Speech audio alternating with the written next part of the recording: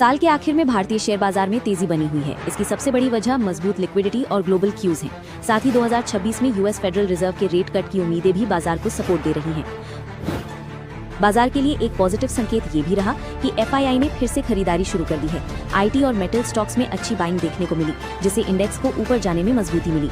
आगे निवेशकों की नजर इंडिया के Q3 जीडीपी डेटा पर टिकी है। उम्मीद है कि ग्रोथ मजबूत रहेगी, जिससे इकोनॉमिक आउटलुक और पॉलिसी डायरेक्शन दोनों को लेकर क्लैरिटी मिल सके। हालांकि पूरी तरह बेफिक्र होने की जरूरत नहीं है।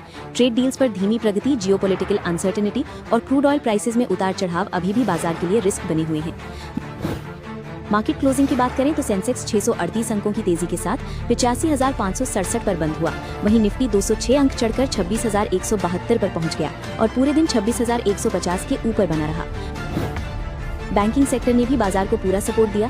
निफ्टी बैंक 235 अंकों की मजबूती के साथ 59,304 पर बंद हुआ, जिससे ओवरऑल सेंटिमेंट और मजबूत हुआ।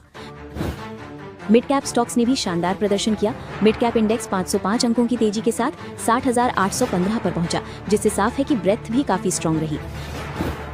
डिफेंस स्टॉक्स में जबरदस्त जोश देखने को मिला। आइडिया फोर्ज के शेयर करीब 17% उछले, जबकि डीसीएक्स सिस्टम्स में 9% से ज्यादा की तेजी दर्ज की गई। आईटी सेक्टर में लगातार चौथे दिन तेजी देखने को मिली। परसिस्टेंट सिस्टम्स, विप्रो और इन्फोसिस तीनों शेयर 3% से ज्यादा चढ़े, जिससे सेक्टर ने मार्केट रैली को लीड किया। कमोडिटी लिंक्ड स्टॉक्स भी चर्चा में रहे। सिल्वर प्राइसेस के रिकॉर्ड हाई पर पहुंचने से हिंदुस्तान जिंक के शेयर करीब 3% उछले। जुपिटर वैगन्स के शेयर प्रमोटर की हिस्सेदारी बढ़ने की खबर पर करीब 5% उछल गए, जो इन्वेस्टर कॉन्फिडेंस को दिखाता है। एमसीएक्स के शेयर 5% की तेजी के साथ ऑल टाइम हाई पर बंद हुए। इसमें सेबी चीफ के कमोडिटी डेरिवेटिव्स को लेकर दिए बयान का भी असर देखा गया। स्टॉक स्पेसिफिक मूव्स की बात करें तो जीई वर्नोवा टीएनडी इंडिया को बड़े एचवीडीसी प्रोजेक्ट का ऑर्डर मिलने से शेयर करीब 6% चढ़ गया। श्रीराम फाइनेंस में ब्रोकरेज की पॉजिटिव रिपोर्ट के बाद लगभग 4% की तेजी देखने को मिली। बाजार को मजबूती देने वाला सबसे बड़ा कारण एफआईआई और डीआईआई की दमदार बाइंग रही।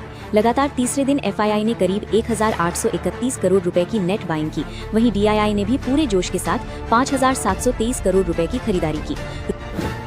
रुपये की मजबूती ने भी सेंटिमेंट बेहतर किया। डॉलर के मुकाबले रुपया करीब 22 पैसे मजबूत होकर 89.45 के स्तर पर पहुंच गया। मार्केट में ये धारणा बनी कि आरबीआई के इंटरवेंशन से करेंसी को सपोर्ट मिला है, जो फॉरेन इन्वेस्टर्स के लिए पॉजिटिव सिग्नल माना जाता है।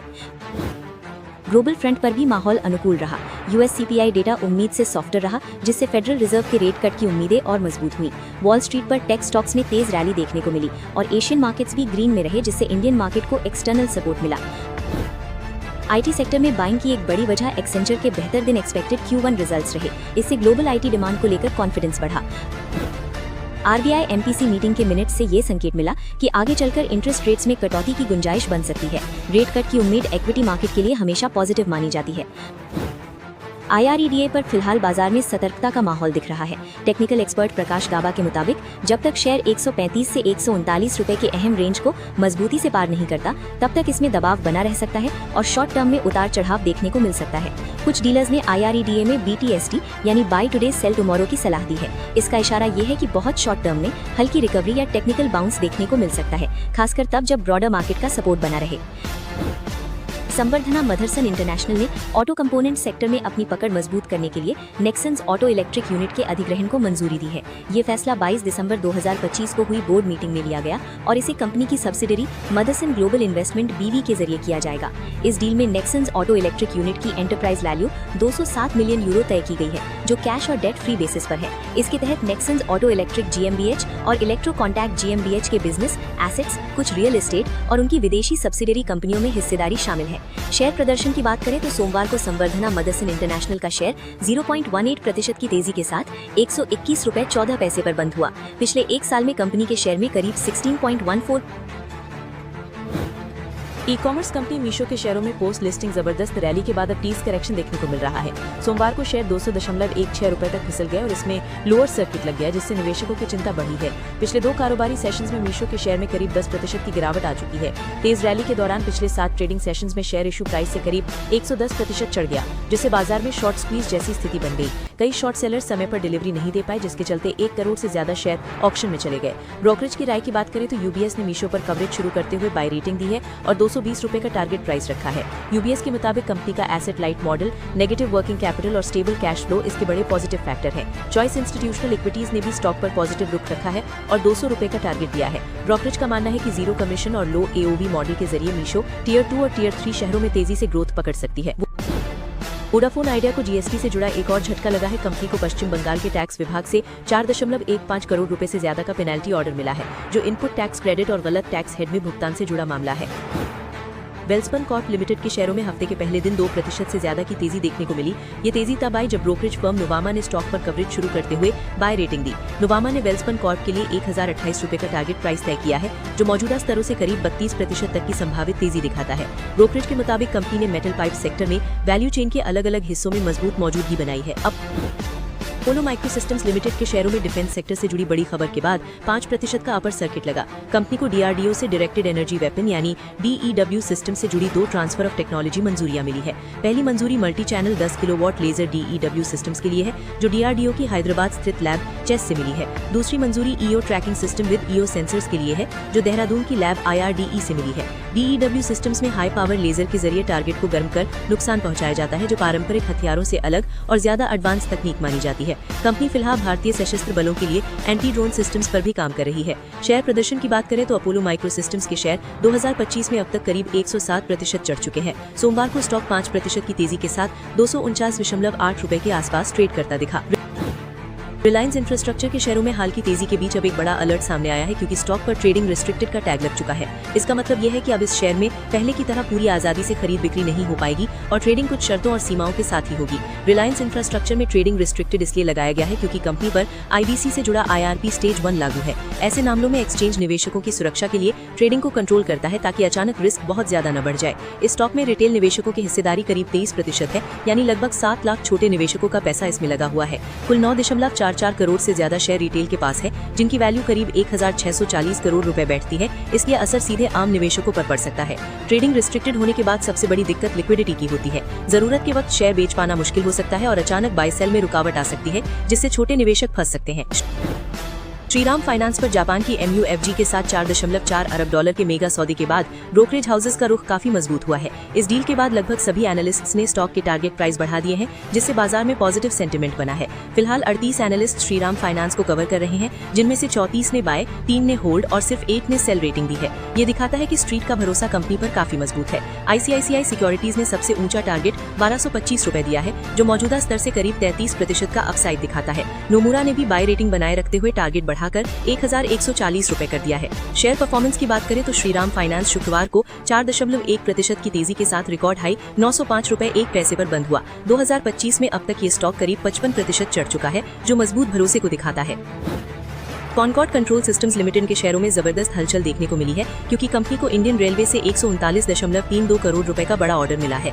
ये ऑर्डर कंपनी की 100% subsidiary advanced rail controls private limited को दिया गया है। ये प्रोजेक्ट लोको वायरलेस कंट्रोल सिस्टम की सप्लाई, इंस्टॉलेशन और कमिश्निंग से जुड़ा है और इसे 18 महीनों में पूरा किया जाना है। रेलवे जैसे बड़े और भरोसेमंद क्लाइंट से मिला ये ऑर्डर कंपनी के लिए बड़ा माइलस्टोन माना जा रहा है। इस खबर के बाद शेयर अपर सर्किट में लॉक हो गया और 2296 रुपए के बंद भाव के मुकाबले 2411 रुपए पर खुलते ही लॉक हो गया। हाल के आंकड़ों के मुताबिक शेयर ने 3 साल में करीब 2000% का रिटर्न।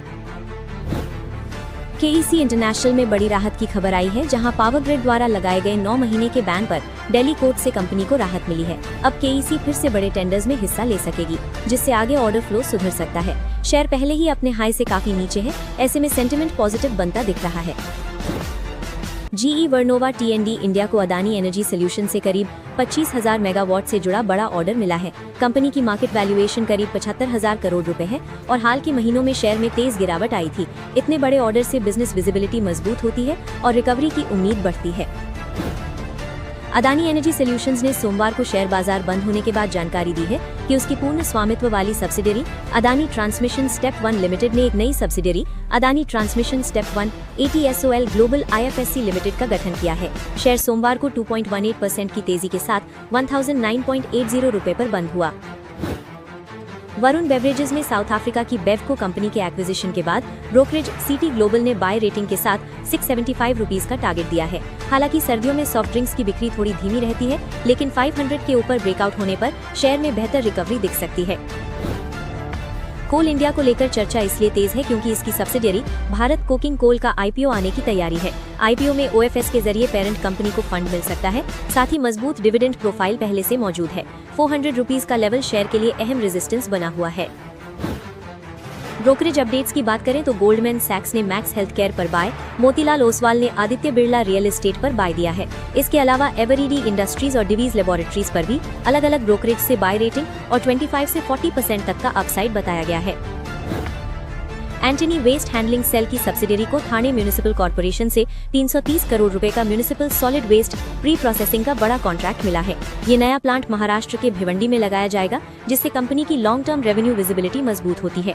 हालांकि इस पॉजिटिव खबर के बावजूद शेयर सोमवार को 3.86% गिरकर एनएसई पर 596 रुपए पर बंद हुआ। बर्जर पेंट से जुड़ी एक अहम कॉर्पोरेट अपडेट में बताया गया है कि यूकी पेंट्स इंडिया प्राइवेट लिमिटेड, जो प्रमोटर ग्रुप का हिस्सा है, इंटरनल रीस्ट्रक्चरिंग के तहत कंपनी में 14.48% अतिरिक्त हिस्सेदारी खरीदेगा। ये ट्रांजैक्शन एनसीएलटी द्वारा मंजूर अमलगमेशन स्कीम के तहत होगा और इसमें कोई कैश पेमेंट नहीं होगा। इस रीस्ट्रक्चरिंग के बाद यूकी पेंट्स इंडिया प्राइवेट लिमिटेड की बर्जर पेंट्स में डायरेक्ट हिस्सेदारी 50.09% से बढ़कर 64.57% हो जाएगी। हालांकि प्रमोटर ग्रुप की कुल हिस्सेदारी में कोई बदलाव नहीं होगा। बॉन्डाडा इंजीनियरिंग के शेयरों में तेजी देखने को मिली है, जब कंपनी को एनएलसी इंडिया रिन्यूएबल्स की ओर से 945.1 करोड़ रुपए का बड़ा ऑर्डर मिला है। ये ऑर्डर राजस्थान के बीकानेर में 810 मेगावाट सोलर पावर प्रोजेक्ट के ईपीसी और 3 साल की O&M सर्विस से जुड़ा है, जिसे 15 महीनों में पूरा किया जाना है। इस नए ऑर्डर के बाद बॉन्डाडा इंजीनियरिंग की कुल ईपीसी ऑर्डर बुक 3 गीगावाट तक पहुंच गई है। कंपनी का कहना है कि ये प्रोजेक्ट तय समय सीमा में पूरा किया जाएगा और आने वाले समय में रेवेन्यू ग्रोथ में अहम योगदान देगा।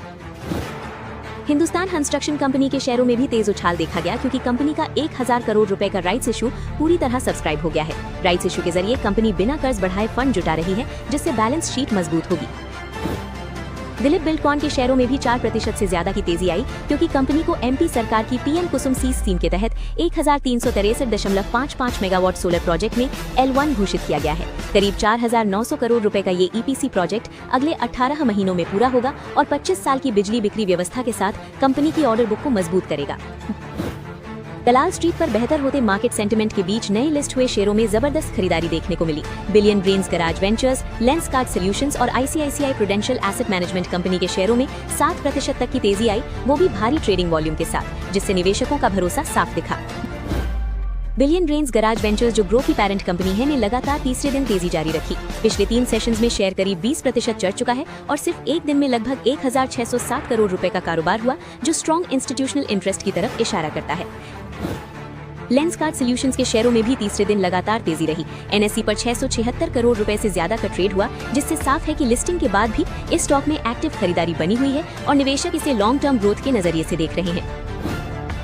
ICICI Prudential Asset Management company ने मजबूत लिस्टिंग के बाद अपनी पकड़ और मजबूत की है। आईपीओ प्राइस से 20% से ज्यादा प्रीमियम पर लिस्ट होने के बाद स्टॉक में 887 करोड़ रुपए का कारोबार हुआ और अब ये भारत की सबसे वैल्यूएबल लिस्टेड एएमसी बन चुकी है, जिस पर कई ब्रोकरेजेस ने बाय और लॉन्ग रेटिंग दी है।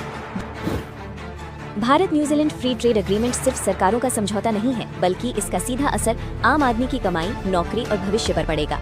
इस डील के तहत दोनों देश एक दूसरे के सामान और सेवाओं पर टैक्स कम या खत्म करेंगे, जिससे व्यापार आसान होगा और नए मौके बनेंगे।